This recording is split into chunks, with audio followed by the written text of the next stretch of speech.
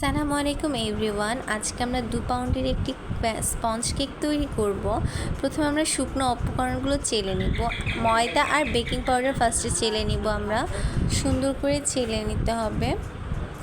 তারপর আমাদের প্রয়োজন হবে 4টা ডিম। 1 পাউন্ডের জন্য 2টো এবং 2 পাউন্ডের জন্য 4টি ডিম প্রয়োজন হবে।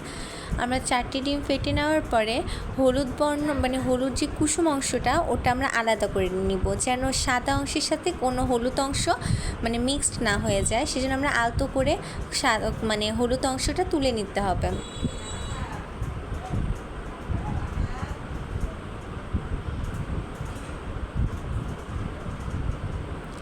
তারপর সাদা অংশটা আমরা সুন্দর করে বিট করতে হবে। বিট করে সাদা ফোম তৈরি করতে হবে। ফোমটা একবারে স্মুথ হওয়া যাবে না। যখন হালকা হালকা ফোম হবে তখন আমরা হাফ কাপ চিনি অ্যাড করব। চিনি আমরা 2 থেকে 3 বার অ্যাড করব।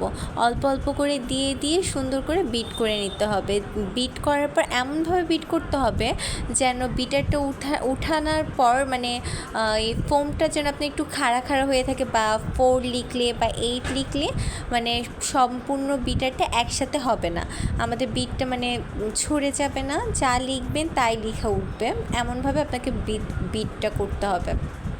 দেখুন সুন্দর করে বিটটা কমপ্লিট হয়ে গেছে। তারপর কুসুমের অংশটা দিয়ে 10 থেকে 15 সেকেন্ড বিট করব। আমরা 10 থেকে 15 সেকেন্ড বিট করার পর কিছু তেল দিব, 1/3 কাপ তেল বিট করার পর আমাদের চিলে রাখা যে ময়দাটা ছিল সেই ময়দাটা আমরা 2 থেকে 3 বারে অ্যাড করব। স্প্যাচুলার দিয়ে অ্যাড করতে হবে যাতে যাতে ব্যাটারটা নষ্ট না হয়ে যায়। আমরা আলতো করে বিটটা স্প্যাচুলার দিয়ে ব্যাটারটা গুলবো।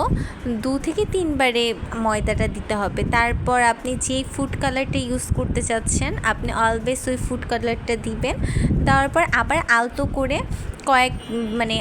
করে কয়েকবার স্প্যাচুলার দিয়ে সুন্দর করে নিচ থেকে উপরে আটা যেন সব গুলে যায় এইভাবে বিট করতে হবে।